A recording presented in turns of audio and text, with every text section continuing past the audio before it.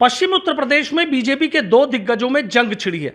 एक का नाम है संजीव बालियान और दूसरे का नाम है संगीत सोम। मुजफ्फरनगर लोकसभा सीट पर पूर्व केंद्रीय मंत्री संजीव बालियान चुनाव हारे तो उन्होंने इसका ठीकरा संगीत सोम पर फोड़ दिया और संगीत सोम ने भी पलटवार किया कि जब वो घर हार गए तो मुझ पर ठीकरा क्यों फोड़ रहे हैं। इसी पर हम खास बातचीत कर लेते हैं समाजवादी पार्टी के कद्दावर नेता, पूर्व मंत्री और विधायक हाजी शाहिद मंजूर साहब से। शाहिद मंजूर साहब, आपसे जानना चाहूंगा मैं कि आप देख रहे हैं कि पश्चिम उत्तर प्रदेश में बीजेपी के दो दिग्गजों में जंग है, समाजवादी पार्टी किस नजरिए से देख रही है?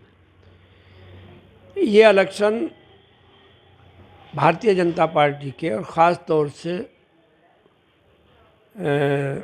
जो मोदी फैक्टर था उसके ख़िलाफ़ था। जनता इंडिया गठबंधन के पक्ष में थी। अब उसमें जब जनता खिलाफ हो जाए तो फिर किसी को क्या हो, तो पॉलिसी फेल थी भारतीय जनता पार्टी की, इसलिए हार हुई है। बाकी तो ये छुटपुट की हैं, एक दूसरे पर आरोप प्रत्यारोप तो लगाते ही हैं। तो ये कोई कारण नहीं है। कारण तो हमारा जो कैंडिडेट है उनकी वहाँ लोकप्रियता थी और भारतीय जनता पार्टी का जो शीर्ष नेतृत्व जो हमेशा से ये कहते चले आए कि मोदी है तो मुमकिन है, मसला तो वहीं से ख़राब था। नहीं तो हर जीत तो लगी रहती है, पॉलिसी की हार है। अच्छा, पॉलिसी की हार है। लेकिन जिस तरीके से अब एक दूसरे पर हार का ठीकरा फोड़ा जा रहा है, क्योंकि पश्चिम उत्तर प्रदेश की मुजफ्फरनगर अहम सीट है, 2 बार से वहाँ संजीव बालियान सांसद बने और फिर मंत्री भी बने। नहीं, जब हार जाते हैं तो कोई ना कोई कारण तलाश करते हैं, लेकिन संयम से काम करना चाहिए, बहुत ही संयमित रहना चाहिए। हार जीत तो लगे रहते हैं, हम भी हारे हैं और भी हारे हैं। देश में अगर इसी मुजफ्फरनगर की बात करो तो जो सर्वसम्मति से नेता थे, सर्वमान्य नेता थे चौधरी सिंह, वो हारे भी तो बहुत बात की चीज़ है। तो हार जीतने में किसी के ऊपर क्या, और थोड़ी वोट मिल जाती तो पास लगा, फिर क्या कहते। हार तो पॉलिसी की हार हुई है और हमारे कैंडिडेट की जो लोकप्रियता है वो उनको निकाल के ले गई। अच्छा, जिस तरीके से देखें, कैराना की बात करें, इकरा हसन वहाँ से चुनाव जीत गए, बीजेपी वहाँ हारी है। सहारनपुर की बात करें, इमरान मसूद वहाँ पर जीते, राघव लखनपाल वहाँ पर चुनाव हारे हैं। मुजफ्फरनगर में संजीव बालियान चुनाव हार गए और आपके हरिंदर मलिक वहाँ से हो गए। नगीना सीट की बात करें, बीजेपी के ओम कुमार वहाँ से हार गए, चंद्रशेखर वहाँ पर एंट्री कर गए। जो मसला है तो मुद्दा तो असली वही है कि जब पॉलिसी के खिलाफ वोट पड़ती हैं तो फिर सब धाराशाही हो जाते हैं।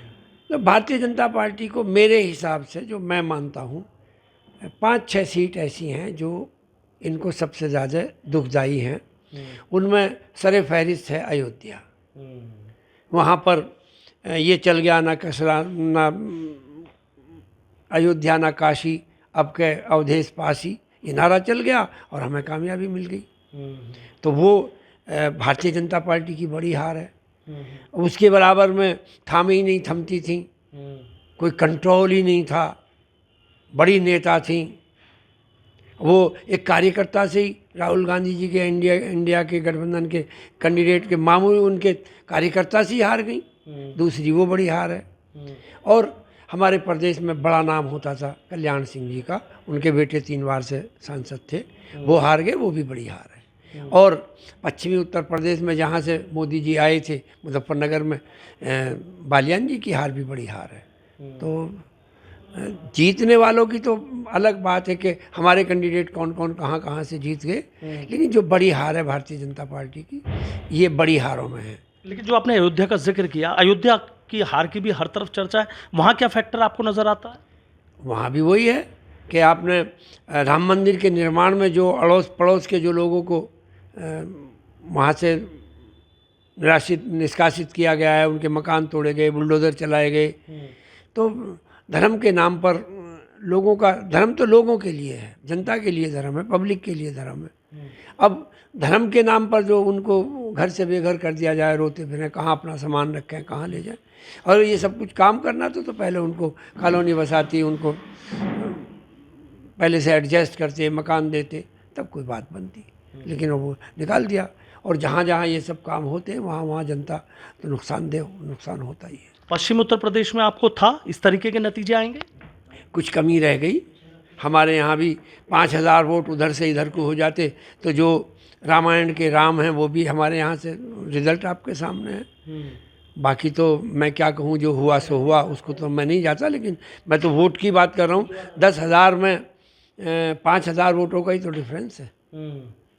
ये भी तो कम नहीं थी मेरठ की। मेरठ भी तो, अच्छा, मेरठ में फिर कहाँ कमी रह गई? जैसे महत्वपूर्ण सीटें जीत के मेरठ पे भी। मेरठ में मैं बता रहा हूँ कि हमें 5,000 वोटों का डिफरेंस रह गया। हम लोग थोड़े दिन मिले हमको, और हम जो अपना चुनाव चिन्ह है वो अपने वोटर तक नहीं पहुंचा पाए। यही कारण है कि 87,000 वोट जो है वो बीएसपी पे चला जाना, बड़ी वोट गई हैं यहाँ पर। अगर उन्हीं में से 10,000 वोट और रुक जाती तो हम जीत जाते। तो उसे रोकने में क्या ऐसी कमी रह गई? कमी रह गई वक्त की। हम नहीं वहाँ तक पहुँच पाए जहाँ तक हमें पहुँचना चाहिए। मेन वजह यही है। बाकी तो किसी पे किसने काम किया किसने नहीं किया ये कोई इलेक्शन में मायने नहीं रखते। मायने यही रखते हैं कि सैद्धांतिक और उसूली बात पे बात करी जाए। जो वही मैंने आपसे एक सवाल करा था कि पश्चिम उत्तर प्रदेश में ऐसी ही स्थिति हो। पश्चिमी उत्तर प्रदेश में इससे भी बुरी स्थिति हो गई। जो हमारे कैंडिडेट हारे वो मामूली वोटों से हारे हैं, और जो हमारे कैंडिडेट जीते हैं वो बड़ी जीत उन्होंने दर्ज की है। तो वो जनता तो खिलाफ थी।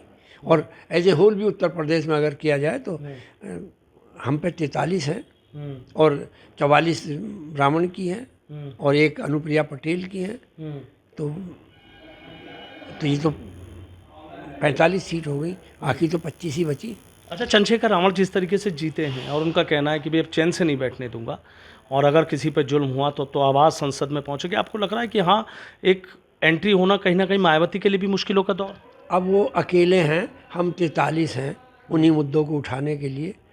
ठीक है, सबको उठाने चाहिए मुद्दे जो हैं, उनको बात करनी चाहिए। अपोजिशन में अपोजिशन की बात करनी चाहिए, लेकिन कहाँ 43 और कहाँ एक। हम लोग तो खुद अपने मुद्दे उठाने के लिए सक्षम है। हमारी पार्टी खुद ही मुद्दे उठाती है, हम खुद ही पब्लिक के मुद्दों के उठाते हैं, बात करते हैं। ओम प्रकाश राजभर ने जैसे हार पे ठीक रहा, बीजेपी के बड़े नेताओं पर फोड़ना शुरू कर दिया कि इनकी वजह से।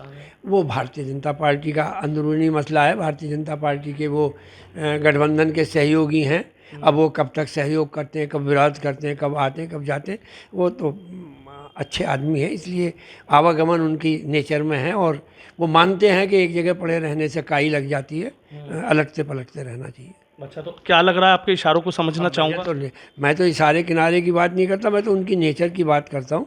वो ज़्यादा टिकाऊ आदमी नहीं है, हमारे साथ भी रहे, हमसे अलग भी रहे, बसपा में हर जगह वो क्रांतिकारी आदमी है। हो सकता है यहाँ भी क्रांति करें। तो आपको लग रहा है कि जाने वाले हैं? करना चाहिए, क्रांति तो करना चाहिए। क्रांतिकारी आदमी की जो नेचर में क्रांति है, तो अब कैसे सहन करेंगे, वो तो वही है। नहीं तो क्रांतिकारी को तो बोलना चाहिए।